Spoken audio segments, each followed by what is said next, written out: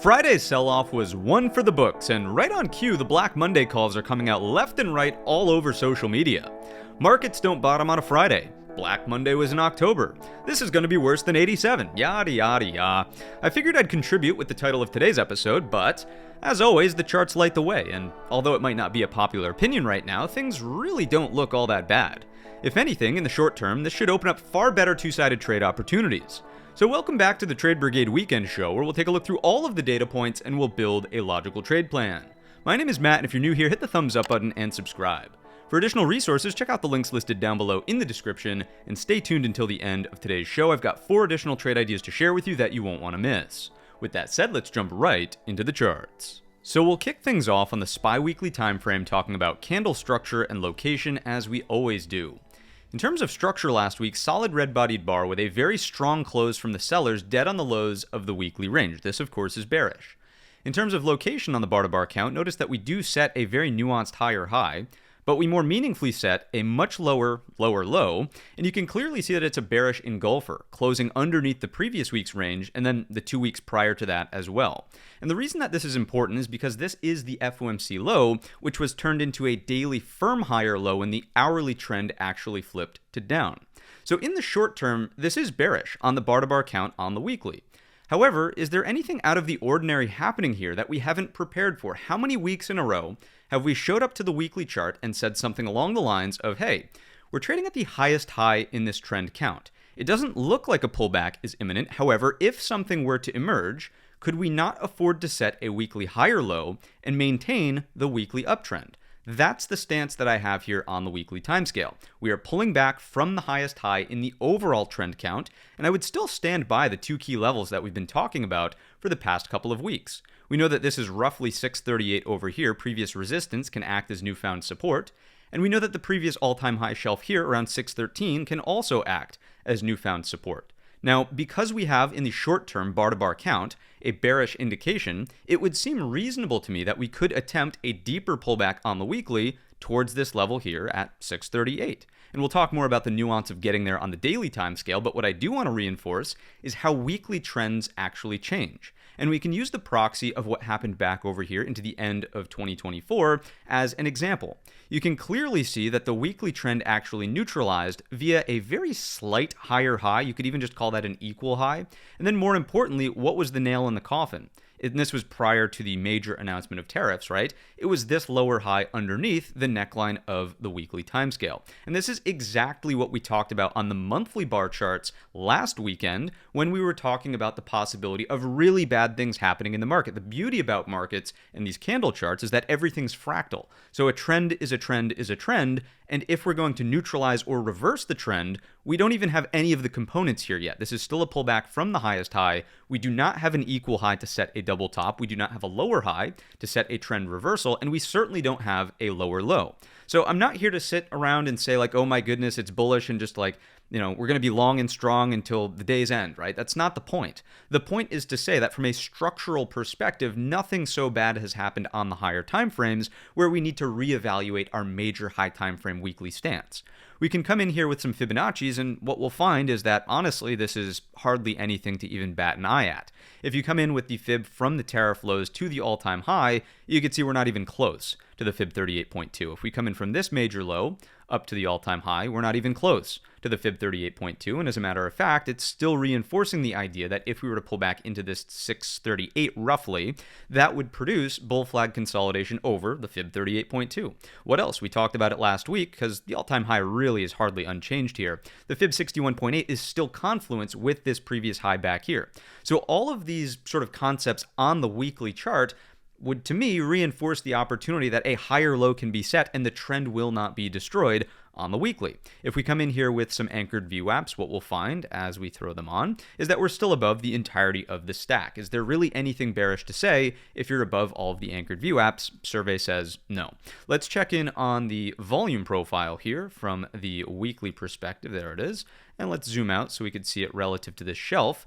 Okay, here we go. Let's do something that looks like this. Notice that we have closed underneath this high volume node. So what's the next major high volume node? It's kind of right around either in here, which is alignment with that 638 we were just talking about. Another slightly higher volume node just underneath. And then your major shelf just is at the previous all-time highs.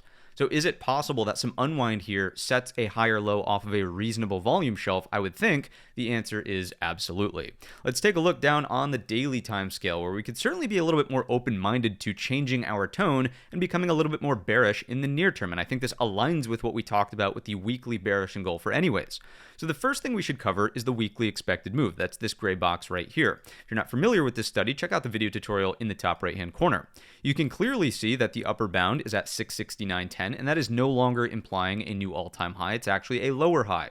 If we're contained by the lower bound, the number's at 636.94, call it 637, and that is going to offer maybe a higher low to back here, but certainly a lower low relative to the 2-week equal low from FOMC, and then the follow-up that happened over here. That's not really a bullish indication here on the daily timescale. Now, obviously, the daily chart has experienced a major bearish engulfer as well. You can clearly see that we were literally trading at the all-time high Friday morning before the tweets came out about the China tensions, the rare earth sort of hostage situation, if you will, and then subsequently the 100% tariffs placed on China again as the market was closing there. So all things considered, huge bearish engulfer on the daily, taking back nearly 2.5 weeks of trading activity in the upward direction. You can clearly see that we've broken down underneath the daily 20 SMA, and we've basically parked ourselves right at the daily 50 SMA. Now, there's something interesting here that we should also talk about as a proxy for, once again, thinking back to how trends change and what actually happened back into the end of 2024. What I want to equate this bar to from Friday is this candle from back here in December, I think it's the 18th, December 18th of 2024. You could see that we have a nasty bearish engulfing bar to the downside on massive volume. The market did rebound subsequently from there, and it set a lower high. If we're going to set the precedent for a trend change firmly on the higher time frames, that daily lower high is really critical here if the market is going to continue lower. I'm not trying to sit here and guarantee that there's going to be some sort of rebound early on in the week. It would make sense to me off of the daily 50 after oversold conditions like this.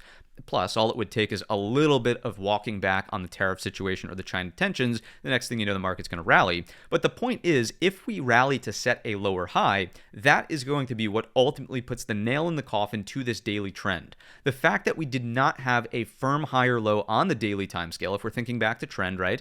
This is the highest high. This is the all-time high. This was a soft higher low. That was FOMC volatility. We finally fell into the hourly downtrend. We set and established this as a firm higher low. We've basically parked right at it once again on Friday. So we've 100% retraced this most recent rally coming in from the highest high. Therefore, and as we even talked about on the Wednesday midweek market update, remember we were talking about conjuring up these big bearish images before they actually happened. Well, here we go. It's happening.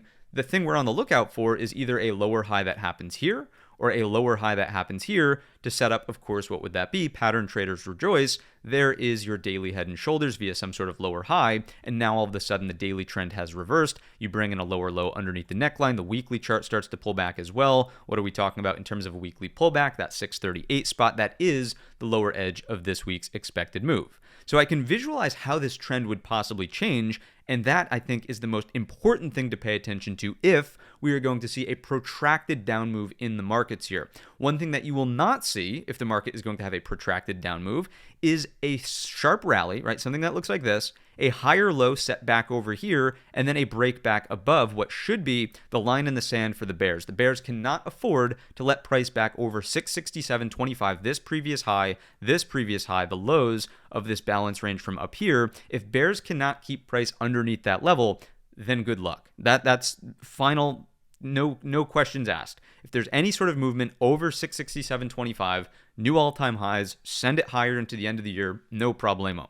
Now again, is that the base case? Probably not, considering the bearish engulfer and the sharp change of character into that Friday session. I would think on the daily timescale, coming into these lows, it wouldn't be unreasonable for a little bit of a bounce here off the daily 50 SMA, off of this low set. Do we set the lower high here? That's a red flag. Through the equal lows, you're looking for lower. Do we set something that looks like this?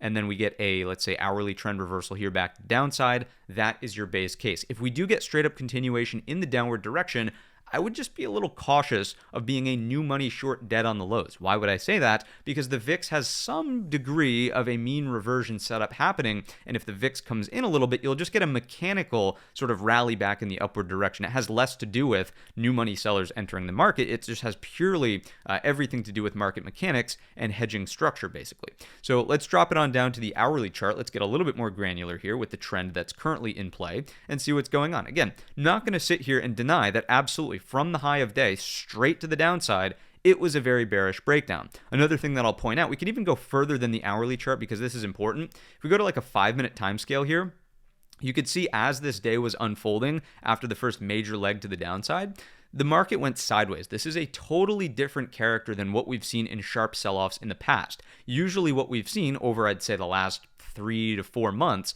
is the market sells off hard and sees a V-shaped recovery into the close. Obviously, that didn't happen, so is this something slightly different? I would tend to think yes, just purely based on that character change alone and the lack of, clean support off of the daily 20 SMA, the lack of clean support here, which was sort of my line in the sand for the daily higher low at 660.40. None of that. You can actually see the intraday flip for the lower high underneath 660.40. So are there some more serious sellers getting involved in this market? Absolutely, and I think that's worth paying attention to. Let's get down to to the hourly time scale and just talk about the trend here. So let's rewind all the way back to Friday morning. In a picture-perfect world, buyers would have just held consolidation. Brigade Bolt obviously were higher from there. In an also picture-perfect world, if this liquidation break was just going to be that, not a structural shift, you probably would have maintained a bullish edge. I would have maintained a bullish edge for sure if we were just inside of this box. Now, clearly that didn't happen, and if you watched the Wednesday video from last week, you know that we were very open-minded to, okay, maybe there's an hourly trend change here, and then this is where we set the daily higher low if we then get the reversal back in the upward direction. Didn't happen. So the fact that all of these levels did not supply any kind of support into the end of day session there on Friday is the concern. Once again, this changes the base case. Instead of remaining the permabull, now we have a threat. Well, certainly the hourly trend is now down. The daily trend has the threat to flip to down. I'd say that this equal low, it's mostly there. I think the lower high is all it's going to take, and then I would firmly be in the camp of being in a bearish daily downtrend for sure. So any sort of counter trend rallies that set that lower high here really are what you want to pay attention to. If the market fails right through the daily 50, again, I probably wouldn't chase shorts down here. I would think that you just want to look for any sort of support to step in. Then, of course, this would just exacerbate the lower high. Anything underneath these lows, you want to be all hands on deck for the short opportunities, basically underneath 654 if the first leg is to continue lower. Now, I get it. The market is slightly lower by about another point in the after hours on Friday with the actual tariff number announcement happening after the close, but we'll see what happens with the Sunday night open. If the market catches a bid and it finds itself back over 654 for the open on the Monday session, which keep in mind is a bank holiday, but markets will be open. So if you don't have settled cash, you might be on the sidelines for it. But if we find ourselves on an open here, I would tend to think the counter trend is the first thing we should think about, right? And that's just purely based on the VIX getting a bit of mean reversion to the downside. And the other thing to keep in mind too is that this could start to get close to a capitulation low short term if we see a gap down. If you gap under the daily 50 and continue the morning slide into something like 645.75, again, I would not be short into that. I would look for the exhaustion move and the turn off of that because the counter trend is going to be probably more lucrative to catch intraday, and risk adjusted is probably going to make more sense as well. The snapback risk, think about this like a rubber band. There's a lot of snapback risk after a protracted down move like what we saw on the Friday session, especially when we start talking about what happened in the sectors here. And we'll see this with the advanced decline line in the market internals as well. Primarily, the idea is everything was selling off on Friday. Unless everything continues to sell off on Monday, if there's any sort of rotation, you will get a snapback, right? And that is the danger of being short in the hole, as we call it, at the bottom of a knife. So all things considered, that counter trend will be a top priority if we go gap and go to the downside. And once again, you could even go back to the December timeframe of, let's go out to 360 days. I think we can get it here. Yes, we can in Thinkorswim. Let's go back over here.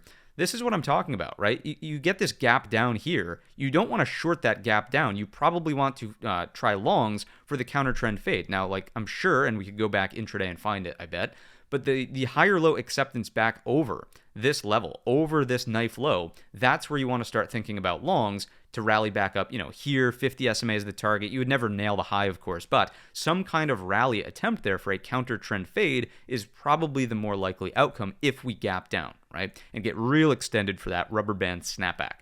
That is what I've got for you on the hourly time frame analysis here. These are the levels that I'm paying attention to. There was a great question online this weekend. How do we know which of these hourly levels is now important to the upside to pay attention to? Which of them are still valid, which aren't still valid? I would pay attention to all of the major spots where a clean lower high could exist. That is going to be primarily, you can see I have them here still in a firm line, 660.40 coming from this, as well as all of this. I guess I should have just continued that straight across. Here, here, here. Like, you could just see how influential this spot is for the market. I would certainly pay attention to this being the low end of the balance range up here. And I would certainly pay attention to the FOMC low. FOMC low, which was followed up via a firm higher low here. That's all influential, right? So all of that stuff, those are the three big key levels to the upside. To the downside, this is what we've got as well coming from this breakout point back here, right? Right around in there, this primary shelf of resistance. We can come in with a couple of other nuances and just do something that looks like this. From the high to the low of the big engulfer, and lo and behold, what do we see? Fib 38.2 is spot on with our 660.40, and the 61.8 is very close, not exact, but very close to 667.25, reinforcing both of those upper levels that we were just describing. If we come in here with some anchored VWAPs on the intraday, what do we see from this perspective? Notice how your last major higher low before these higher lows were set up here. That anchored VWAP is at 660.40. The Friday anchored VWAP from the opening print, which is basically the all-time high, is right, barreling down on that level as well. Very important at 660.40. And then you could start to see how these will be in no man's land, probably close to the daily 20. This is coming from your last major daily higher low and the pivot before the latest higher high up here on Friday. Those are the supporting evidence bits. And once again, I think the main takeaway before we move into any other supporting evidence, please understand the sort of blueprint that we were talking about back over here, right? Please go study this. If you've not fully grasped the concept of the trend change and how this stuff happens, this is very similar to what we have here. If we go on to set, and you could probably, if you superimpose the weekly, this is your sort of weekly double top, right? You could see how there's your weekly lower high and so on and so forth.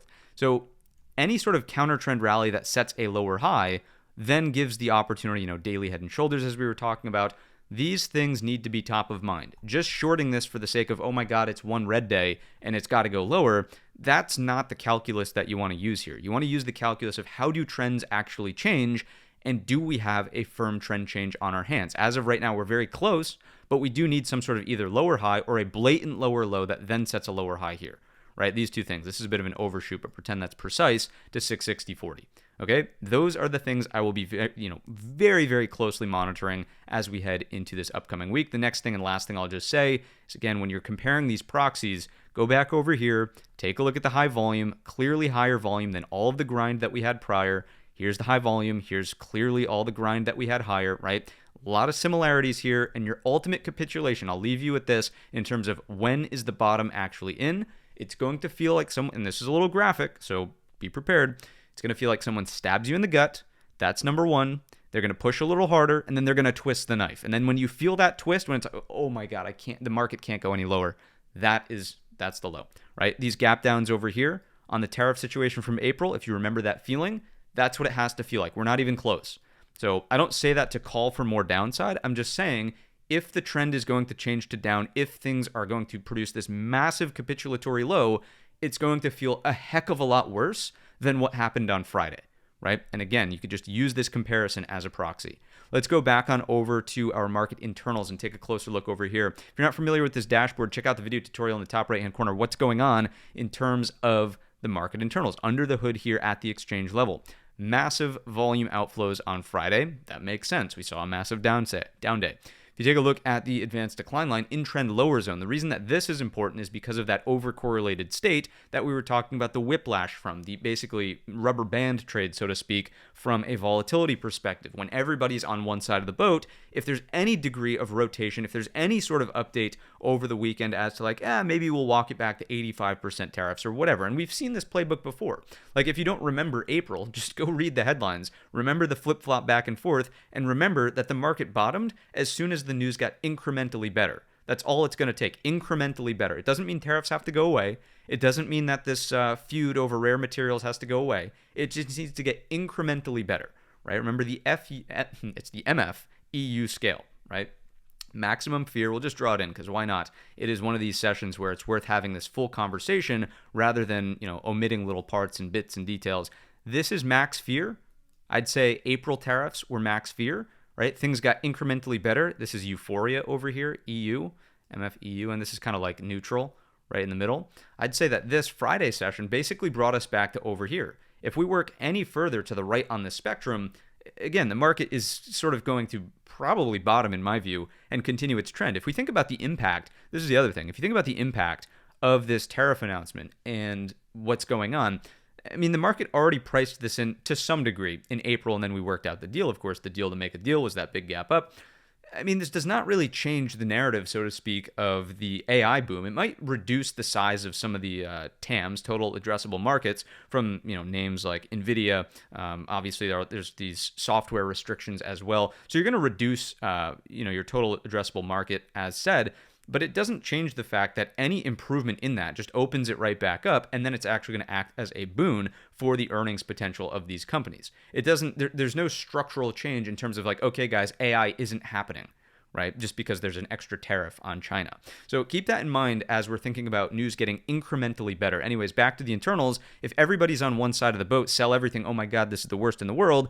Any kind of rotation, again, it doesn't even have to be a lot, but any kind of rotation will allow for the snapback here to kind of blow up in the face of shorts late to the party.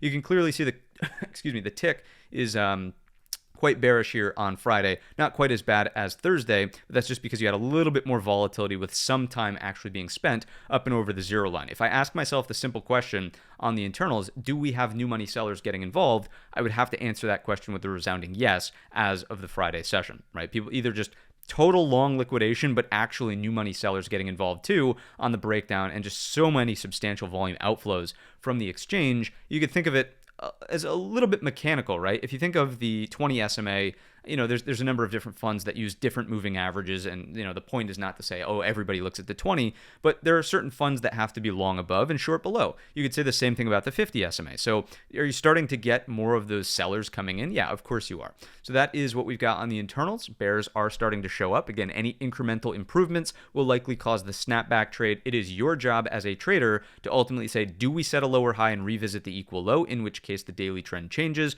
or do we not? Do we start to rally here? And then once again, any movement over 667.25, shorts, kiss it goodbye. Absolutely kiss it goodbye. Not doing your job. Back in this upper range. Bulls on parade, expecting new highs into the end of the year. Let's jump on into our market profile. This is going to be a long, thin, drawn-out profile because boy, oh boy, was it a trending move, just a straight slide to the downside into the end of the week there on Friday. You can clearly see that the value area and point of control do shift lower. There's a huge M period spike, and obviously we moved lower as well in the extra futures session there between 4 and 4:15. So all things considered, expect the start of a gap down on Sunday's open, and we'll see where we land from there coming into Monday on the open there, the actual cash open. The one thing I would say as well, which is kind of interesting, let's zoom this out a little bit, doing something like this. Take a look at your single prints in here. It's not precise, but any sort of acceptance through or above the single prints in here, you could round off and say like 67.05. Over 67.05 starts to become a little bit more compelling for, okay, sellers, you should really keep prices, number one, under 50% of the retracement. But number two, you shouldn't really allow for a thin structure retracement that finds acceptance. You might go for something like a lower high up against the, what was that, D period? Yeah, D period overlap in here. You could get a little bit of this for your lower high action, rejecting all of this overhead supply. That would seemingly make sense. But if you go any further than that, once again, what is that the same equivalent of over on the Spider's cash? It's going to be the recapture of 667.25, where sellers just don't have, there's no way you're going to allow sellers to remain firm and have price over 667.25. So those are my thoughts. There's a lot going on. Obviously, volatility has increased. One thing I would remind folks of is, and I was sort of tweeting about this on Saturday morning, and this is a concept we talk about all the time in the group. It only takes one trade to ruin your trading career. You're probably not going to make all of your career profits in one trade. So the classic quote by Charlie Munger is, you only need to get rich once. If you're already in a good place with your trading, and you see this as just being a volatility event and oh my goodness, this is just like too much to bear, you can just sit on the sidelines until the volatility settles down and then re-enter positions, right? There's a lot of liquidations going on, especially in the crypto space right now. I would say once again, there's different tactics to develop an investment portfolio when you're starting very small and you have time on your side. You can be aggressive with that risk. But if you've already, quote, made it, and that number is different for everybody, if you're in a place where you don't have to be so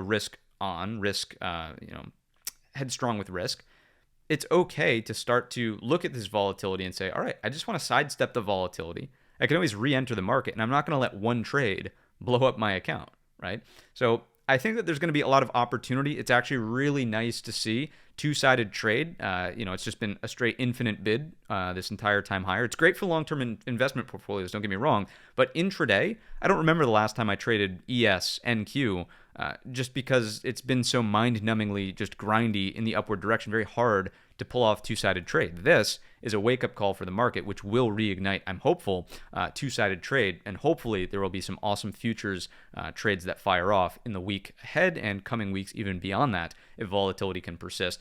That is the conclusion of my S&P thoughts. Let's jump on over to the NASDAQ and see what's going on over there. I promise you I won't have the same depth of thought over here. We will definitely go through the charts, but I'm not going to walk you through those same, mental, psychological hurdles. We'll save you the time on this one, but you can see the same thing. Bearish engulfing bar, solid red-bodied bar, closing weak on the lows, closing underneath prior week's low, right above the 2-week low, though. So you don't quite have as much engulfment. And I think what was really telling about this was the much more clean breakout over these highs, and we'll see this more so on the daily chart in just a second. Nonetheless, still an offering of a weekly higher low, my apologies, weekly higher low over this level coming from the all-time high, basically. And that level is around 578 on the QQQ. If we're above that, looking pretty good for a weekly higher low. And I would still maintain this stance as well down here, which as we know is closer to that 542s. So all things considered, weekly trends are still up, even in the NASDAQ, more concentrated tech side of the market. If we take a look at the Fibonacci's from the low up to the all-time high,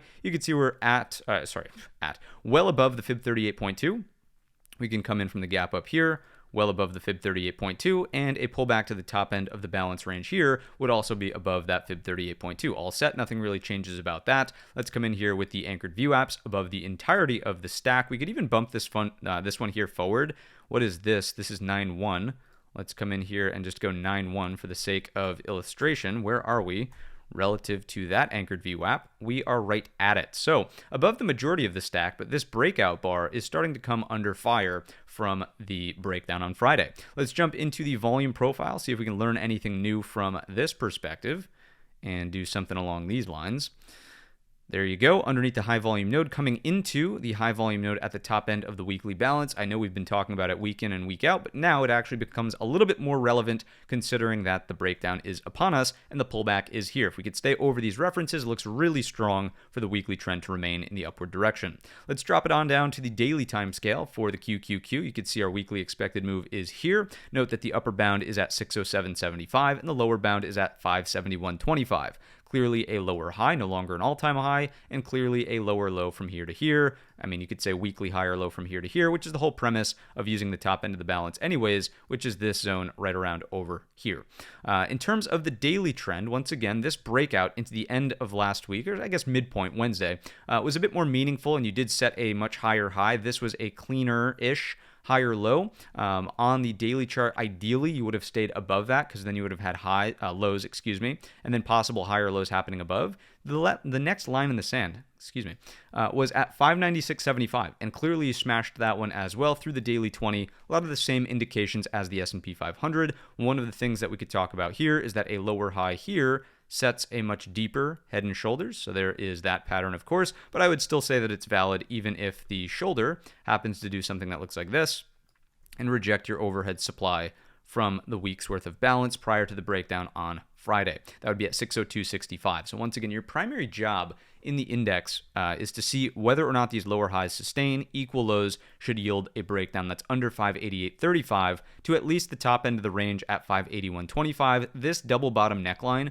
will be influential as well, around 578. That's where we were really kind of rounding down on the weekly chart to call it a balance that looked something along these lines here. If you're underneath that level, I would be much more concerned about the opportunity for a weekly trend reversal. If we get something that looks like this, let's say we start trading in here, then we really have the threat of a weekly lower high. I'm drawing from a weekly perspective now. Again, don't want to conjure up bearish images before we ultimately have to. However, if it's a down week following up on this Friday bar, certainly keep in mind the weekly possibility here should we get acceptance beneath 581.25. It probably takes a couple of weeks to play out, as in, you get another down week to get there. Let's just say that's your weekly bar, a weekly rally off the low end of the range here, and then a continuation of the downside. That's a much wider bar than I meant to draw, but you get the idea. This is your weekly lower high situation. Probably takes between 2 and 3 weeks to actually play out, right? That's that. If you just hold this, here's the alternate bull situation, right? Let's say we gap down, because, right, we are slightly, actually, the NASDAQ's not as bad in the after hours, but let's just say we gap down. Would not be a short on a gap down here into the daily 50. If we snap back, higher low intraday, I would look for this long as the first opportunity. Any price acceptance, let's say we go flag here and do not break down. Let's say that doesn't happen for a lower high. Any movement over 602.65, just like the S&P, expecting new all-time highs. That's it. You've gone too far. You've retraced too much of the bar. You've recovered too much of the trend. The bears do not have it going on. And all it might take is an incremental step in the right direction out of the tariff situation or the tensions with China. Is that a little bit optimistic? Who knows? That's why I'll let the price chart guide me and not necessarily make bets based on what I think will happen, but rather wait to see it to believe it with the actual price action and where we're trading relative to these levels. The levels are always key in terms of telling us where we are in the trend count. Let's drop it on down to the hourly chart here. There's not much to say other than what we've already covered, basically. So we will jump into our Fibonacci's from the top to the bottom of Friday's range. You're not really getting perfect confluence. You could say roughly, this is like a third of the range to the upside. Rollover there would be the ideal lower high for sellers. If you go a bit further than that, 60-ish% of the range might be rejecting this overhead supply from last week. So just reinforcing those levels a little bit. Let's come in here with the intraday anchored view apps and take a peek. You're underneath the entirety of the stack, and as we open up on Monday, this will come barreling down and probably be somewhere right around the lines of 596.75. So I would really expect that that is your key line in the sand first for the bears to maintain a lower high. If we do see that, we will be looking for short opportunities, right? Shorts from here back down to the equal low, through that Brigade bolts underneath 588.35, change the trend via taking out this last firm daily higher low. It's really that simple. I would watch these levels. I would watch this. I'd watch this, this, and this. Those three lines alone probably are enough information to determine what is happening early on in the week. 588.35, 596.75, and 602.65. Let's move along into our NASDAQ side of the market internals and see what's going on over here. You've definitely got severe volume outflows at the exchange level, way over correlated on that Friday session, and the cumulative build is as bad, if not slightly worse, than what was happening on Thursday. The main takeaway here is the state of over correlation on the advanced decline line. Once again, when everybody's on one side of the trade, any kind of rotation back in the opposite direction should cause this snapback rubber band, where once again I don't think the right call here is to just be short immediately on Monday's open, even if the market goes lower, right? I think you need to parse out the two different things here. Outcome versus process, right? The process says do not be short on the Monday gap down open, because the normal odds would say that a snapback on an overcorrelated rebound, oversold bounce basically, are higher, and your risk reward profile, the expected value of being short on the dead end of the move into the daily 50, into possible key support on, again, a gap down, odds of that do not favor continuation. So the more responsible trade here, if you're trying to look for a short, is to establish a lower high that you can manage your risk against. That is the name of the game.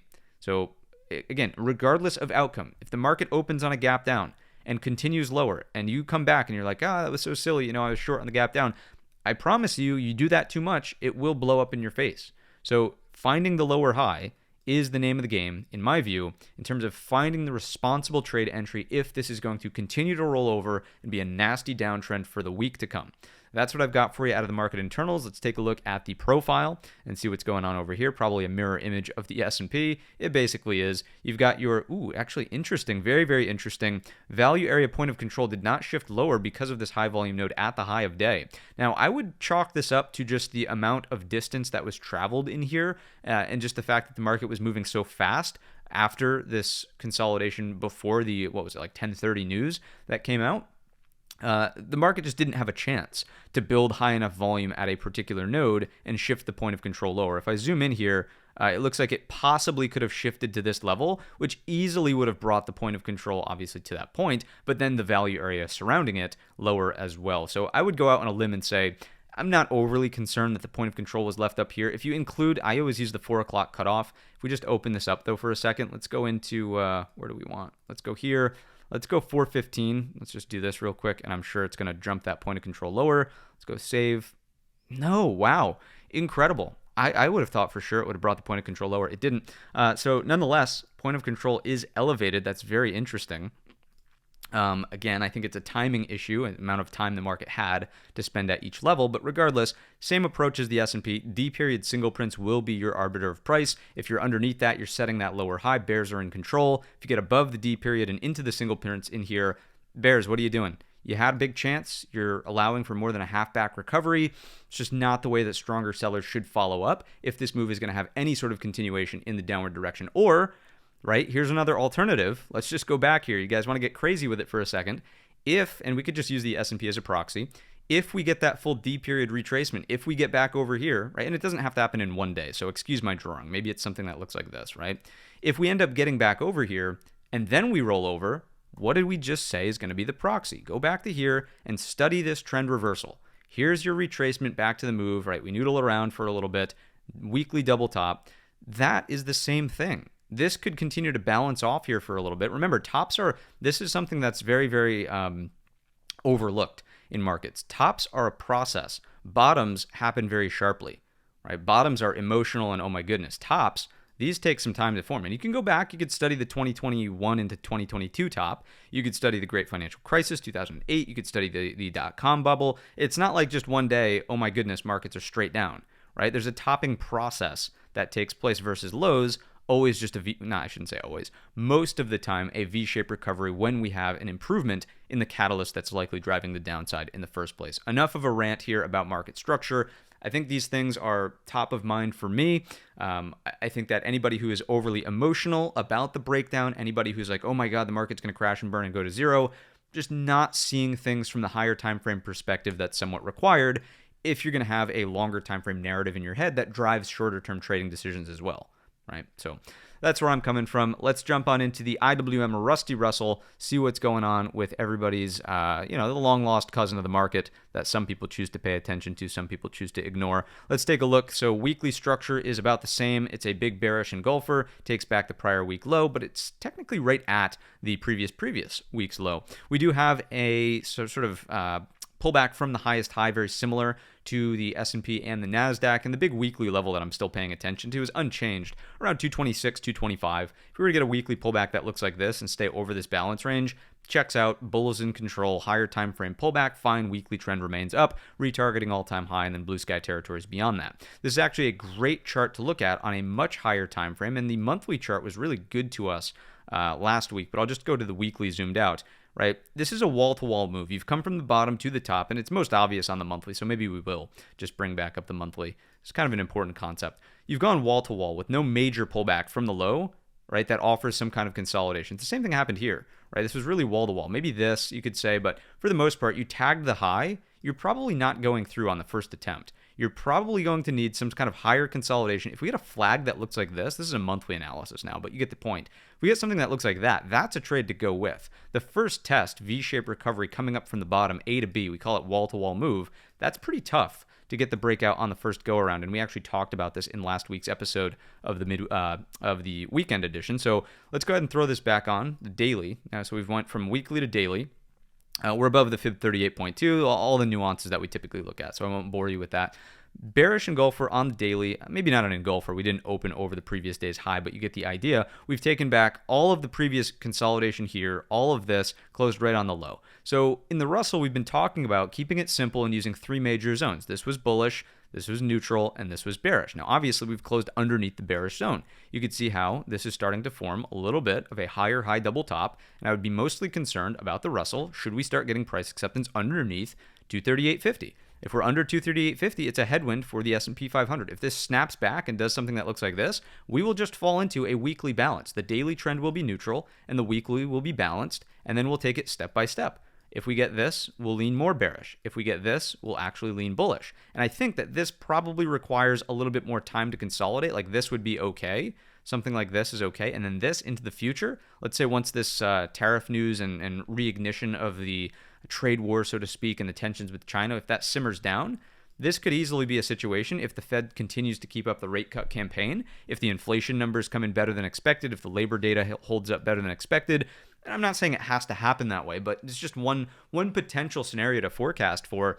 Any consolidation on that higher time frame really looks good. Now, in the short term, once again, have to acknowledge the change in tone here out of the bullish consolidation on the daily, under the 20, at the equal low. Bears do have the short-term edge. If we take it down to the hourly time scale here, you could start to see how there's a lot of real just like chop and slop behind us on this chart. Where's the quote, easiest short to take? Remember, this is also a spectrum. We're on a kick with drawing these spectrums recently, so we'll say easier trades over here, more difficult trades over here. This is kind of like neutral, middle of the line.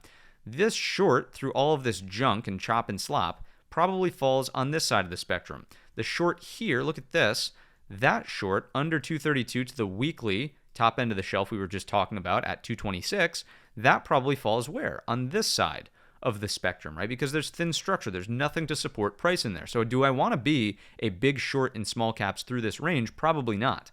I mean, I'm going to use it as a headwind for the S&P, but I really don't want to think of it as, oh my goodness, this is like the easiest trade I've ever seen. It's not.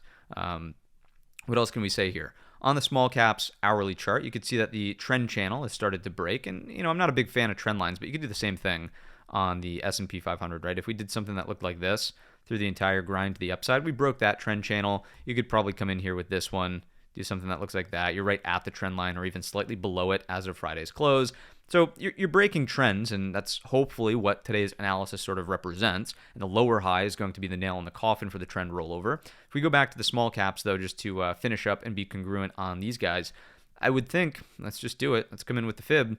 Coming from here to here, right? Look at that, 38.2 right on the spot, 61.8 right on the spot. Let's come in from this high down to this low. Fib 38.2 is even cleaner. Any lower high attempts here that come back down into the equal low, remember, think of this as a daily balance. Under the daily balance, 238.50, you're opening the door to the daily 50 SMA. Once again, what does it mean? Headwind for the S&P 500. Let's jump on into our Russell side of the market internals and quickly take a look at what's going on over here. Huge volume outflows, nothing that we have not seen already. In the other market internals, I would say that this is a mirror rather than a completely different situation. New money sellers appear to be getting active. When that lower high is set, that's where I think you want to start keeping a very open mind for short opportunities across small caps, really everything in the market. Do we set a lower high? That is the place to get active on new shorts. Let's jump into our Russell internals, not internals, but rather the market profile, and see what this has for us. So market on close orders notoriously drag price lower, point of control lower on this Rusty. Same commentary as everything else. Use your D period single prints here. It is value area high as well and half back from that Friday session. As long as you're underneath that, it's a great lower high. Anything that rallies, rejects, that's your lower high. You want to be shorting up against this reference point because your risk is small. You could risk something like this and even just retargeting Friday's low. Not that, again, like if there's any sort of subsiding of volatility, it's probably going to be a stretch to get all the way back down to Friday's low in one day as like a day trade or an intraday style move, but that would be sort of the way I would set the risk reward parameters up against a lower high, ultimately trying to navigate to the low of the Friday session. Let's get back on over to the platform. Let's take a look through the sectors, and this will be important because there is no hiding. Right? There is a parameter inside of the index score, if you guys aren't familiar with the index score. And by the way, public service announcement as well. We did fix this. There was an update that was pushed last weekend from Thinkorswim that broke the script on the 15-minute time scale. We did fix it. If you have the index score, you can go to the website and re-download it from your downloads, and it will work on the 15-minute charts now. But there's a parameter in there that's called no hiding. It's when all of the sectors are red from the open, and that's certainly what we got on Friday. You could see the extra flag whenever we're down 20 or more. The index score is weak, all caps. Let's get back on over here, though, and you could just see what was leading, what was losing, where was the weight. Let's go weekly performance. Daily, obviously, everything was down. But who are the leaders for the week? You actually had bonds aren't really a sector, but you get the idea. Here we have utilities, then consumer staples. What is so classic about that? That is a risk-off performance from the market, basically. Leading to the downside is your semiconductor ETF on Friday, accounting for a majority of the downside there, down 5.82%, followed by energy, interesting, discretionary, tech, all of that other than energy is heavyweight risk on stuff. So is this a risk off breakdown? It would seem like the answer is yes, based on weekly posture. If we jump into the actual performance of these charts, bonds did get a breakout in here. I think this is interesting, the fact that rates are kind of falling off of a cliff, and we'll have this conversation as we get to the fundamentals as well.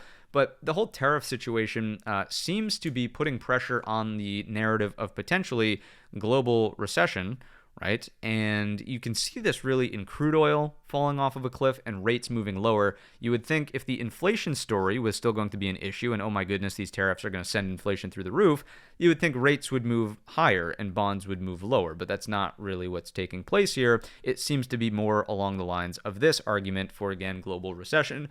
Not calling for that, I'm just sort of saying that we'll have that conversation when the data points align to it. And right now, with the crude chart and with what rates are doing on the announcement, it seems like that might be a little bit more along the lines of the conversation.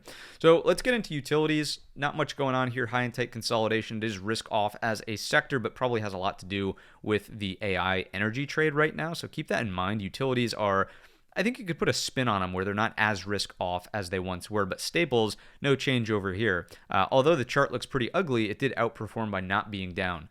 So all things considered, that is a bit defensive. If it were to break from this range, the next target to the downside is going to be at 76. Any sort of recovery effort here still offers a massive weekly lower high up against 80 or below. Let's jump into semiconductors. This is where we need the conversation around pullbacks and what's going on with the trend. The trend here is still cleanly up on the higher time frames. You're at your daily 20. You've unwound this move, which was kind of bananas on the whole Oracle, AMD, OpenAI. Like everybody got a deal with OpenAI, right? And the circular money flow that everybody's talking about. So you've retraced the thin structure of the breakout basically, and now you're sitting on the daily 20. I would be thinking about this more along the lines in terms of long side opportunity on the pullback rather than, oh my God, Armageddon, semiconductors belong at zero. Semiconductors aren't going anywhere. And, the value, you could argue valuation all you want, but from a trending perspective, I would think that if this continues to pull back, I would really be interested in longs anywhere over 303, right? Can we get some sort of major weekly hook for a higher low? So does that imply a little bit of further downside pressure? It could. I would need to see some price acceptance, two outcomes, right? Price acceptance underneath 326.35 or a bounce that sets the lower high underneath 336.50. If this comes back into this range, oh my God, through the all-time high, you're going to break out again. Why? This is the improper end of the auction. Look at how flat those highs are. That is not an excess high.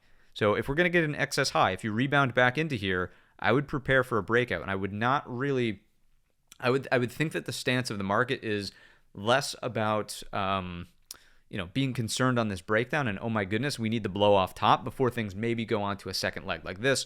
This is not blow off toppy. Blow off toppy would be, oh my goodness, this gaps up to here, sets a big upper wick, and then comes in sharp the next day. Right? The fact that this just balanced for almost a full week before breaking down on a tweet, not really the indication of a top that you'd like to see naturally based on the auction process. Let's take a look at the energy sector. This aligns with the crude argument in my view. If you take a look at CL, you really don't want to be spending too much time near the 50 handle on crude. And here is our breakdown from the lows of the balance range to end the week there. Once again, recession is kind of the conversation point to be having around this. You could see whenever there's a precipitous drop in what's going on with crude, it generally aligns with, my apologies, some harsher environments for equity markets, right? If you just look back, I mean, not that I want to compare this directly to the great financial crisis, but there you go, right? I don't think we have, is this set to 10 years? No, this is max on crude, really?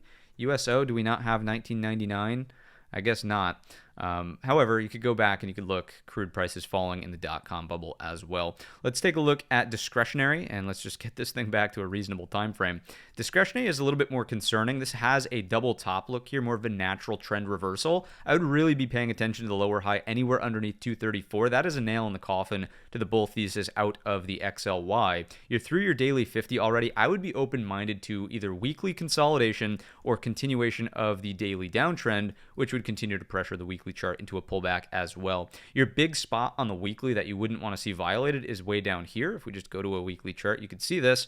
There is your breakout point, right? So there's your breakout. if we get back down into it, you kind of need to hold up for a structural higher low. Otherwise, this is really just balance on the higher time frames at that point, which no longer helps the bull thesis for the S&P. Let's go back to the daily chart here, XLK. Hardly, just like the SMH really, it's a pullback, but it hasn't really done much damage to the overall trend. I would say that the ideal higher low would have been here, obviously. That didn't happen, so you're watching that like a hawk for a lower high into the early stages this week. Once again, if I could really reinforce one data point, please look for the responsible lower high if you're going to try to short this market aggressively. I think chasing the gap down, chasing something into here, it's just not really the right recipe for a sustainable downside strategy. If the market's going to slide for like, here's the other thing to remember, and I know this is sort of, if you've made it to this point in the video, congrats, you have enough mental brain power to probably be trading the markets more sustainably. But like if the market's going to fall 30%, right, you don't have to get in here.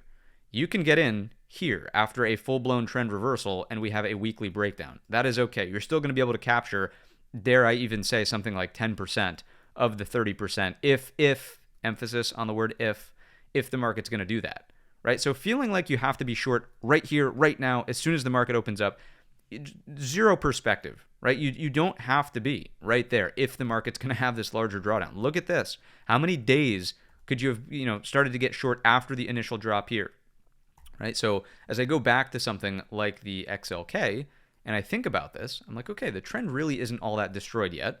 If we get a lower high, okay, maybe we can manage risk up against this. Maybe we could do that. Right? So these are the ways I'm thinking about the market that I think are far more sustainable than, wow, it's like emotionally just this, that. Like relax a little bit. If it's going to be a large drawdown, there will be plenty of time to ride the short train. Let's take a look at the XLB, and maybe the perma bull of YouTube will flip bearish, just like we did in April. Well, really not in April, but prior to April as the market was selling off in a weekly downtrend. XLB starting to be concerning, breaking down over here. XHB as well. There's a lot of conversation about this breakdown happening here. I would still maintain the stance that this line in the sand really continues to be important at about $100 psychological.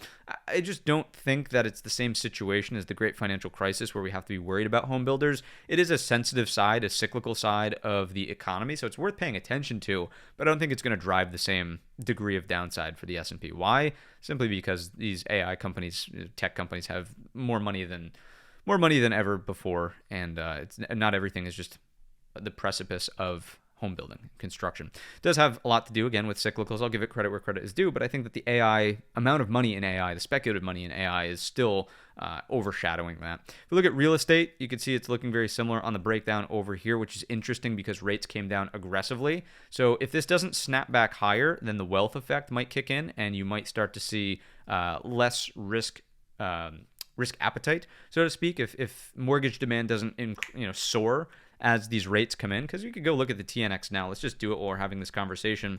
Much more of a free-flowing thought process in today's episode, stringing together these concepts. But as rates come down back to this low prior to the rate cut, right, you would expect that mortgage demand, even refinance demand, goes through the roof. And if it just simply doesn't, that would be a bit of a red flag, right? Why, on lower rates, are people not taking advantage? Do we not have as much cash on the sidelines as once thought, right? So I'd be paying attention to rates as well as real estate here as we're breaking down. I would think that this is just total reactionary, and if it's true that money is still on the sidelines waiting to buy up properties, you'll see an uptick there early next week. Let's go to financials. Big breakdown ahead of earnings season. That's interesting to me. This one really was a slug prior to this larger breakdown. It was one of the red flags we've been tracking for the last couple of weeks, and it's finally triggered, right? It's finally making the move underneath 5290. So all of these red flags are worth noting. This is probably one of the more concerning of them, noting that your daily trend is already down, right? Rather than still seeking and trying to navigate some kind of higher low, you don't really have that in the XLF. So all things considered, lower highs below 5290 probably set up a bearish continuation for financials, and it's really coming from your payment processors. Visa has been weak here. MasterCard has been weak here. If you look at something like JPM, which we'll get to in the core list of companies, you've got more of a flag into prior highs. That does not seem as concerning versus something like Visa, which is well off of its high in a downtrend and rolling over. Look at this moving average cluster, though. That's almost a thing of beauty. So that's the conversation on XLF week.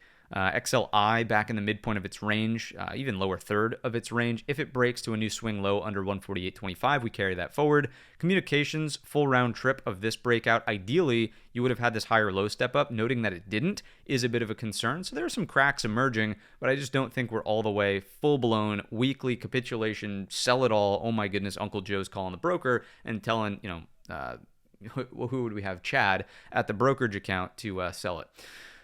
Healthcare still looks fine after the deal. Plenty of room to pull back into a higher low here. Unfortunately for markets, right, it's no longer the second heaviest weight component, and it's also a D for defensive sector. So if this does pull back and maintain itself, I don't necessarily think that that's the best look for markets, especially if things like the tech sector are pulling back aggressively still, setting lower highs, changing daily trends, and looking like a continuation move to the downside. So it might dampen the effect in the S&P 500. It might not be as bad, and this is just the general expectation. You could already see it here in the market minder window. You're going to get less a blunted downside move in the S&P if healthcare, if some of these more defensive sector staples can hold up and not plunge as much as the pullbacks from the highs that we're getting in tech. So that's the look through the sectors. Let's jump into our ratio charts and see what's happening over here. You can see the glue continues to be super glue, 5-minute epoxy, whatever you want to call it here. It looks really good. Still in an uptrend out of the XLK relative to the S&P. Not looking so hot in financials, not looking so hot in communications, and not looking so hot in discretionary. You can see that we do have an uptrend happening here. That is risk off. You're getting a little bit of lift out of the XLP. That is risk off, and the utility sector as well, blowing through the daily 50. So is risk off starting to creep in? Absolutely. It's just this glue here in the tech sector, which I think aligns with what we've been saying, right? As long as the tech sector is up, I don't think you're going to have enough of a rollover. That's why I'm not, XHB, for example. It's why we had that conversation. The tech sector is going to keep things afloat. Being 34% of the S&P 500, if there are cracks in the tech sector, then sure. But as of right now, if you just go back to that XLK and take a peek, as long as we're over this, I really don't see an issue in the grand scheme of things. Again, can there be intraday shorts? Can we trade into this zone? Sure. We could trade the shorts, we could trade the volatility to the downside, but structurally speaking about the market, are we going to zero in the S&P if we're over this in the XLK 270? No. Survey says no. Let's get into the AB risk on offsets. Let's take a look over here. This will be a mixed bag as well. Sharp pullbacks across the board. I would say that this is the largest concern because of the way that utilities outperform so much. This is starting to become concerning as well. This still looks okay, double top-ish, but not really breaking down. Same thing over here. This is just a pullback from the high. So, and this as well, right, in the ARKK. So not full-blown risk off. If we jump into our B set, gold continues to be shouting from the rooftops over here. This I find somewhat compelling and I think aligns with the global recession narrative, right? When this ratio really starts to perk up, that is a red flag. It is an indication that risk appetite wants flight to safety happening in bonds, treasuries, rather than riskier equities, so to speak. If we look at Bitcoin, Bitcoin obviously a lot of people getting liquidated over in leveraged crypto land. Maybe I'm an old young man or something like that, but I've never used leverage. And I don't say that to brag or anything like that, but it cuts both ways. People made a killing on leverage to the upside, but you see the ugly side of the same exact coin on a very mild pullback. So although, maybe, we didn't make nearly as much as levered people on the upswing, still in the game here versus maybe some who aren't anymore. And it's not really, obviously it's a very sensitive topic. So again, it's not to say I'm better or you're worse or he's better, he's worse, she, whatever. It's just a great lesson, I think, what happened on Friday when you do introduce leverage into something speculative. And you're seeing these posts online, millions of dollars of crypto evaporated, full portfolio liquidations on leverage. So it's very unfortunate. I'm not in the business of rooting for anybody's downfall or anything like that. I don't want to see people's accounts get blown, but I think, again, it's a good lesson and a reminder that leverage is a dangerous weapon. And if you choose to wield it, it is powerful and it cuts in both directions. Crypto, if we get back to the sentiment of the analysis, as a risk-on indication, that is looking like another sharp failed breakout up here over and into blue sky territories. If this starts to crack underneath, which it already did, these Bitcoin futures are not doing this any justice. As a matter of fact, let me see if I can't break the computer here and go BTC on another window and bring it over. Very, very rare circumstance that we ever do this, but guess what? For your viewing pleasure, here is Bitcoin on TradingView.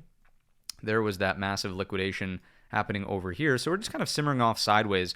This is an anchored view app from the last low. If I just go out to a weekly chart, you could see this. There's that last major low. So we are lower. And once again, my concept of Bitcoin here is that I would be willing to dollar cost average in an unleveraged way into Bitcoin if we were to revisit these lows, expecting that Bitcoin may just be building out another chunk of value in the upward direction. I'd be willing to do that. My average on Bitcoin, just for anybody who's keeping tabs, is actually sub 50K still. So I'm very happy about that. I'd add a little bit more on the hold here, but nothing major that's going to drag the average up. And this is a DCA strategy. This is not a leveraged trade. This is none of that. It's just buy and hold. If Bitcoin goes to $1 million like Tom Lee wants it to, then guess what? We make out pretty well. If it doesn't, then okay, not the end of the world. So those are my views on Bitcoin. That's kind of how I see it right now. But as a risk on or risk off indication, the failed breakout at the high is fairly concerning. I think that's the crux of the conversation here, as well as going back to the daily. If we were going to get a daily higher low, ideally on the pullback here, would have set up, right, if this is just a classic double bottom, would have set up the break back over the highs as a go with trade. As of right now, I think we're in store for a little bit of a consolidation. So that is Bitcoin, and there it is on that site. Let's just log out of that and go back on over to the platform in Thinkorswim and see what's going on with outside of the B set, the dollar, and rates. We had the conversation on rates already moving lower, so there's that. If we look at the dollar, really great trade actually on Thursday with the capitulation in the gold contract, but as of right now, rolling back over, still kind of an issue. Let's get into our TNX, sorry, not TNX, but rather the inverted ZT, which is lower, which would imply that the market is pricing in higher odds of a cut from the Fed. Let's go take a look and see if the Fed tracker tool aligns with that idea. And the survey says absolutely. If you were actually watching into the end of last week, and as a matter of fact, I think my black crayon has been hijacked. It has. Check that out. Let's get into black. There we go.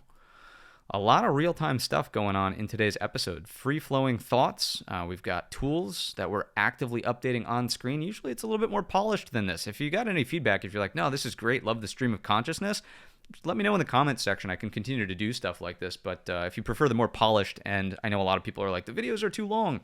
All right, I'll make them shorter in the future. Not.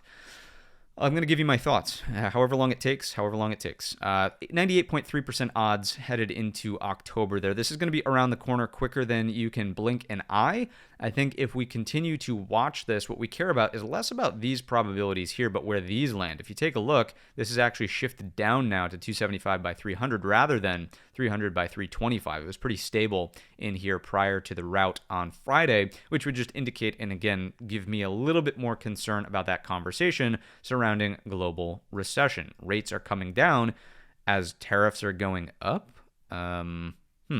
Seems to me like the market is more fearful of demand basically falling off of a cliff, or just the not being able to buy things, and that is why demand is falling off of a cliff. Here's your economic calendar for the week. Here's your bank holiday. Markets, bond markets will be closed. Markets themselves will be open. Equity markets, NYSE, New York Stock Exchange, NASDAQ, the whole 9 yards will be open. So if you traded through all your cash availability and are coming into Monday ready to rock, just understand that if you don't have available cash from Friday, it will not settle over the weekend headed into Monday. You will be available for trade on Tuesday. That's the beauty of sort of being aware of your calendar. Powell speaks on Tuesday at 12:20. Pre-recorded remarks? Yes, no, maybe so. Economic outlook, okay. Philadelphia. We will have to get the live stream fired up on Tuesday for a Powell conversation there. We'll see what he has to say.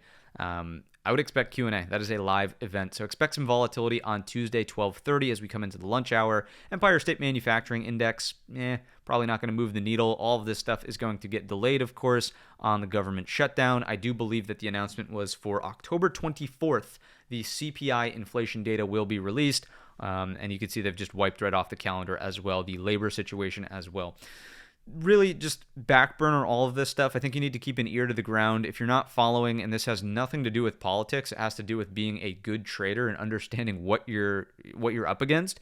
If you're not following Trump on Truth Social, if you're not following one of these proxies to get his tweets posted over on a different platform or whatever, you're just not doing yourself the favor of what's required to actually be a reasonable trader. Like, this is clearly market moving information, especially if this Friday sort of route took you off guard. I mean, you got to have an ear to the ground. That, I think, is far more important than any economic data that we're about to get in the next coming week based on all these tentative schedules. If you take a look at the earnings calendar, here are the big banks. You could see, again, on the Tuesday session before the open, things kick off. There we go. BlackRock, JP Morgan, Goldman Sachs, Citi, Wells Fargo, the whole 9 yards. And it doesn't stop there. You're going to get some other heavy hitters as we move into, where's my crayon? There it is. The Tuesday session. Sorry, Wednesday. My apologies. Here's some other banks, of course. Banks, the whole 9 yards. I would say you also need to keep a very open mind to TSM, ASML, and the semiconductor trade happening over here. Do they have any sort of insights as to what's going on with the tariffs? It's sort of like a revenue situation as well. Is NVIDIA truly still using TSM? Like, are the revenue numbers over here matching what NVIDIA is saying is going on? What's the lithography business looking like for ASML? Are these machines still in demand to actually produce the chips?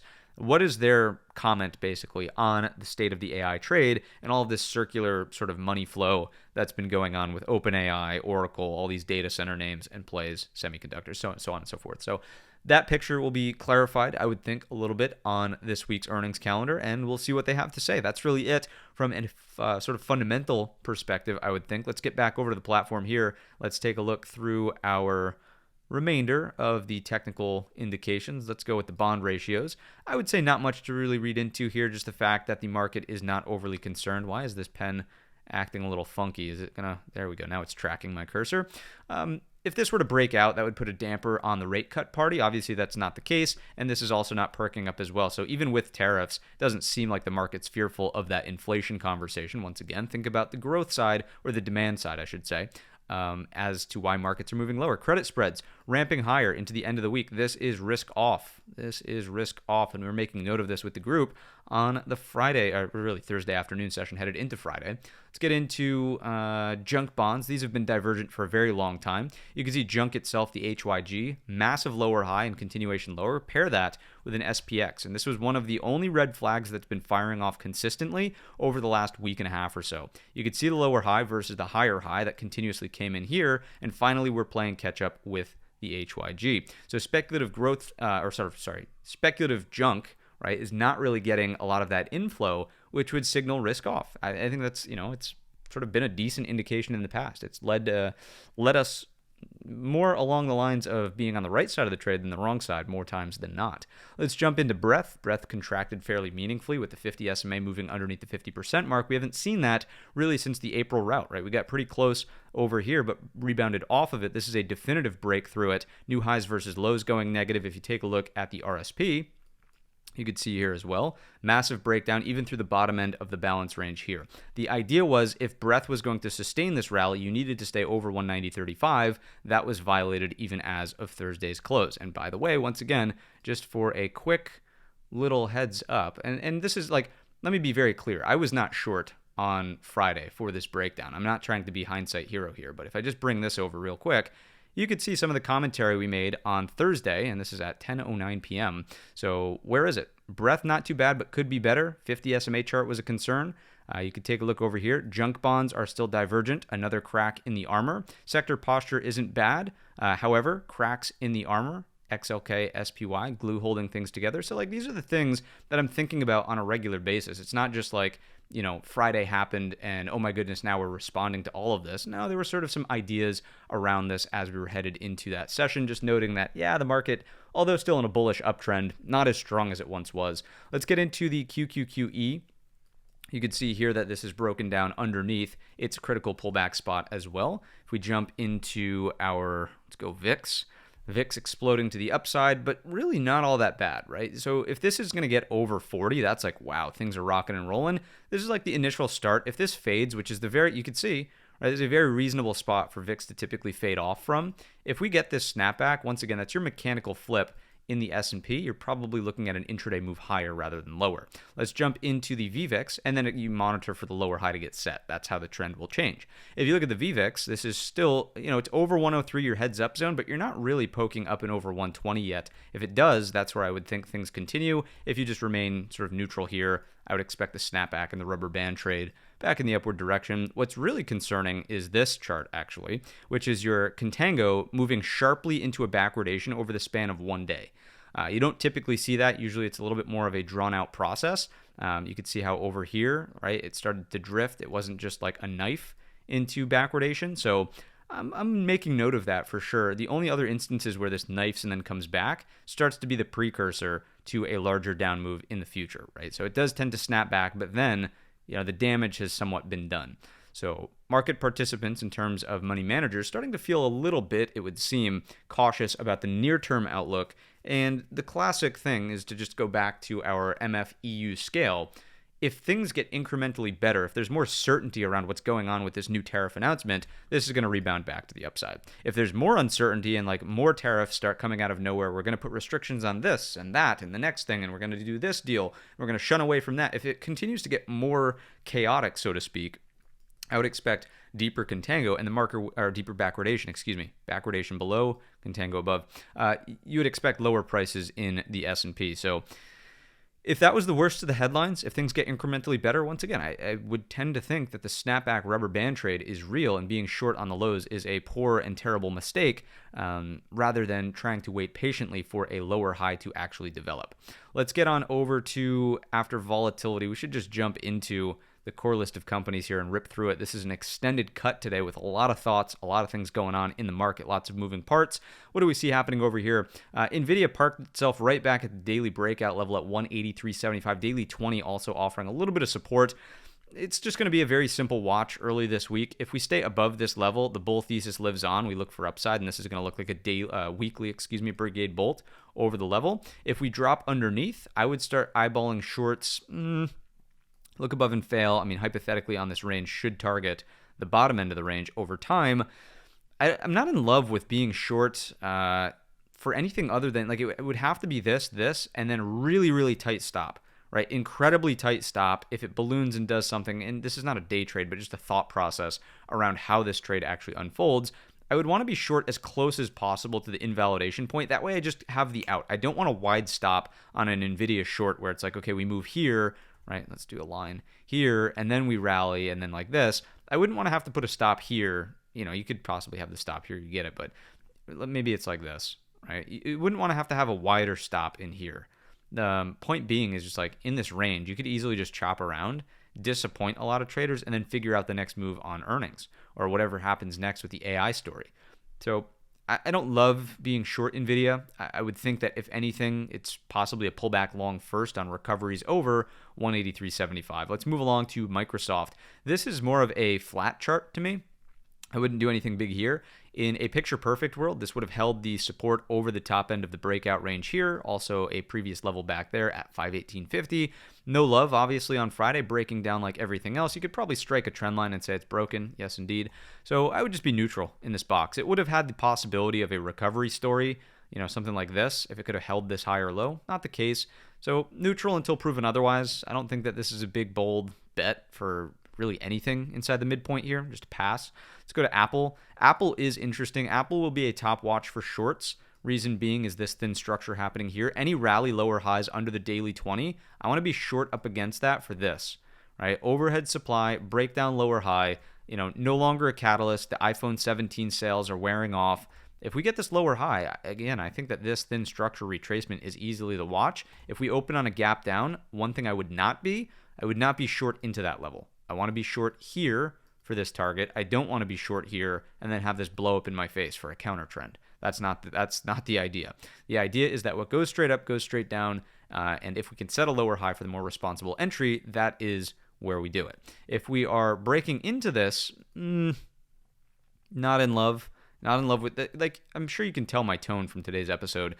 I don't love chasing shorts after a big breakdown like this. It does not end well when you're generally in an uptrending market. So I would prefer to wait for a little bit of clarity. I would prefer to wait for the obvious lower highs, the responsible lower highs where you can manage risk a little bit better. There's some opportunity cost in waiting, perhaps, but the expected value of chasing the short on the downside gap and go, unless you're Johnny on the spot and you have a stop that's like a couple pennies in here, those trades typically are not where my bread and butter is, at least as a systemic trader. Not, I shouldn't say systemic trader, but as someone who trades the same process over and over and over again, right? Let's get into Amazon. bear flag breakdown, daily 200 SMA sitting right below us. Again, do I want to be short into a daily 200? No. Do I want to be short into this pivot low? Not really. You do have look above and fail, parking on the bottom end of the range. So if this, then that. I'd like to see an extension through. So violate the 200, then set a lower high underneath, maybe. In terms of the range on Amazon, you're not even breaking down through a range yet. It's just not there. So the big bold calls to the short side, I could see the rollover. I could see the lower high for sure happening here. I get it. But in terms of chasing on the lows into support, I don't want to be short at support. I don't want to be short at support. You need to show me a lower high near resistance that I can fade, or a break that then Brigade bolts that I can fade. That's the thing that I'm looking for. Let's take a look at Google. Google looks a little bit more attractive, probably more similar to Apple. You could see the double top happening here. You could see the neckline. This is the trade. Can we get this? Can we get some sort of move back down towards the gap? If we take a look at the hourly time scale, look at what's already happening into the afternoon there. So your equal lows are starting to break and Brigade bolt to the downside. Any rallies that set up a rejection in that zone, I want to look for shorts on Google for this. And, it helps certainly that Google just had another, they've like opened the wound again from the UK probe into the monopoly situation. So if that's going to continue to be a bearish headline as well, if you start seeing those talks about Chrome being sold again, maybe this, becomes a reasonable trade. Maybe we could start looking for the gap. Remember, this is the gap from Chrome doesn't have to get sold. If it does have to get sold, I'm not going to say it needs to go right here again, but that's sort of, that's the thin structure. That's the daily trend reversal that you've got here with the double top. So that's Google. Meta, I mean, in a twisted way, I'm sort of not happy about missing this part of the swing trade we had on in Meta, but thankful to have dodged a little bit of downside happening there. For those who don't know and haven't been keeping track, sort of sold Meta on the low from Thursday rather than being able to hold up into the high. Had a trail stop on it. So it is what it is, but in terms of the chart's next steps, the reversal on the daily has been blown up basically by the Friday breakdown. If this was going to hold a structural reversal out of this low, you probably didn't want to trade back down here. You wanted to trade an equal high, a pullback over the equal highs. Let's go to the hourly so you can see that. Your breakout point was here, right? You needed a higher low above that, and you just don't have that. So any lower highs in here constitute bear flag consolidation. You could probably call it, on the lows, head and shoulders, and then a breakdown continues your daily drift, right? Daily drift here. This is going to look like nothing more than a lower high in hindsight, and Meta does not play recovery. That's it. Meta looking for downside under 708.25 or lower highs at 716.50. Moving along to Tesla. Tesla will be interesting, and I probably think it's a better short underneath the entirety of this as overhead supply. Maybe a little bit of head and shoulders action. I wouldn't be too specific with the pattern, but anything underneath, I probably would look for the gap close and some. I don't want to be short like into these lows, but if we can close the gap and get lower high acceptance, this is the real move, I would think, for the thin structure retracement, waiting for Tesla to, okay, it's going to get going, right? It's building steam. It's got all this overhead supply. If we get this, I want to be sort of looking short underneath this level into this. Again, not chasing the lows, but if we get this Brigade bolt lower high underneath, that's the short. That's what I want. I want this thin structure. I don't want to just, mess around with Tesla in here, previous lows. I don't want to mess around with Tesla in here. And we talked about this last week. This is where people get hurt. I don't want to get hurt. Right? Tesla is best traded when it's expanding out of range. Let it expand back out of this overhead range via this for the thin structure retracement. So patience.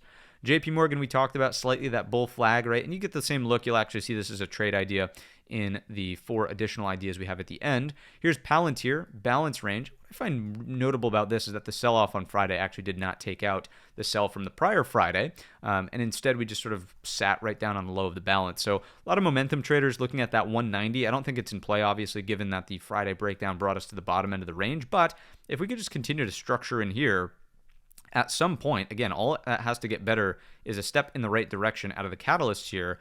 This will be a contender. Maybe it's an earnings breakout. I'm not entirely sure, but Palantir over these highs has a lot of eyeballs on it. It's the next big trade in Palantir, in my opinion. And if it just fizzles out, if we do something that looks like this, we'll put it on the back burner. There will be different little daily setups that form, I'm sure, but the big watch, everybody and their sister's brother's mother is watching for 190. Let's take a look at Broadcom. Broadcom started a little bit of what looked good here towards the high of day for a trend reversal over the double bottom neckline. Unfortunately, not playing out with the big dump to the downside. So the next big watch is just simply, do we crack the daily 50? Do we give the Brigade bolt inside of the earnings gap and continue to close it? So on the hourly chart, you could start to see this as a Brigade bolt. That would look like this. Monday will probably have the 50 here. If we open, do this, lower high acceptance under 331.30 is ideal. You could call it bear flag, that's fine. And then the intraday 2, 5 minute, 15 minute, whatever Brigade bolt here, 324.60 is where the target comes in, or where the entry comes into target. Previous all-time high 317.25, and then the full gap close at 308.85. So I would watch Broadcom for a gap close. That is a possible idea after failing to go higher at the top of today's range. It requires some kind of consolidation and some way to manage risk up against the bottom end of this balance range, probably via Brigade bolt. Break first, set the lower high, then trade short side. If we're going to get a long here, maybe some acceptance back over 331.30. Maybe. Wouldn't love getting long into this balance. I would love to see this if the long is going to play, just like I was looking for on Friday. Just didn't pan out.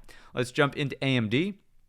See what's going on with the advanced money delivery now that it's no longer the advanced money destroyer. It's just back inside of that big OpenAI deal range. I wouldn't do much in here. I think it's a patience play. I think it's a patience play in the midpoint of that balance. Maybe a long back on a recovery over 226.65 if all of this tariff nonsense goes away over the weekend or a tweet walks everything back. Maybe 226.65. And obviously, if you're just inside the gap, you're looking for a short underneath 203.25. I would watch and pay attention to this weekly pivot, 186.75. Excuse me. That comes from a weekly chart. If you just do this, there it is. 186.75. Prior highs, prior highs. All right, let's jump into Robinhood. Let's get off this weekly back to a daily. You can see we get a little bit of double top action in here. This is actually very attractive for a short through this under 138 into 130. If you take a look at the hourly chart, you'll see exactly why. Here's your double top. You're already starting to give that acceptance under the neckline via the close on Friday. Underneath this, hello, nothing there. Nothing there under 138. Daily 20 target. 130 is the next structural high that you can retarget to the downside. And when we get there, it's probably worth a reevaluation, right? This is retracing that big 10% breakout day from back over here. Do we get this move to set a higher low? It's possible, right? It's possible. I would want the broad market to start perking back up if we're really going to be fishing for aggressive longs around this area. But to get there, I think the trade is on the table via this thin structure retracement. So as you've seen through today's analysis of the core list of companies and the broad market, the volatility that came in on Friday is certainly going to set up the opportunity for more two-sided trade. Instead of saying the same old boring thing, let's be pullback buyers, we now have the opportunity to be lower high shorters. We could be buyers of support when and if we build out some better structure. We could, sort of buy off of lower levels that we've had mapped out. The two-sided trade that's going to be available now that we've got this volatility injection into the market should be magnificent. And I am looking forward to it. I'm looking forward to being a little bit more open-minded to the short side here now that the hourly trend of the S&P has definitively flipped to down and the daily trend is in jeopardy of also flipping to down. Along those same lines, being responsible and zooming back out to the higher time frames, I really don't think we're in a situation where the market's going to crash and burn and drop, 50% of its index value over the next 2 weeks or something like that. Could I be wrong? Of course. Anybody could always be wrong about their predictions. The point is to manage risk against key levels, and so far we've identified all those key levels, the risk appetite of the market sort of waning, fading a little bit more to risk off, and now we move into 4 additional trade ideas to share with you. I am going to start with GS, Goldman Sachs, if I could get the right screen there. There we go. Let's go to the daily. We know they report earnings this week. What I would love to see on earnings is honestly not much. A little bit of a fade off into this 750. Can we pick it up there? Can we get weekly bull flag into prior highs, offering support, breakout, right? A little bit of wishful thinking. Obviously, the sentiment of the market has sort of been jumbled as of Friday, but we'll see if GS can make the thing happen. The bull flag pullback happens. 750 is the top level to watch. Quick watch on that one. It's simple. Let's move over to CDNS, Cadence Design Systems. And this is important because of its weekly level. Take a look at this opportunity. I think this is ripe for opportunity. Can we hold 327? Right? Less about, trying to find a big, bold, long or short or something in the near term, but Does this start to build out some kind of higher low near this area, and can we start to find risk reward back up to the all-time high? Still a very relevant company, of course, inside of the whole AI narrative, chip design narrative, and I think it would be foolish to not watch and see what happens here at the major weekly breakout level from the past. The only thing I don't love about it is we've already tested this zone once happening over here, so this is a second test of the same level. You did set kind of an equal high, so if this is going to balance, it might take some time, and the next big trade might actually be the higher low over these highs, but this would be the preliminary entry where if we find support down here, it might be worth throwing on. Again, this does not have to be an options trade. This could be a shares trade. Take a little nibble. If we get this in the future, go in with much heavier size, looking for that all-time high breakout to continue the chip design narrative. That's cadence. Let's take a look at MU. MU's been on our radar for a while. Let's get down to a daily chart again. And you could see, well, for multiple reasons, you've really got these alerts to the downside for this thin structure retracement, very reminiscent of Robinhood.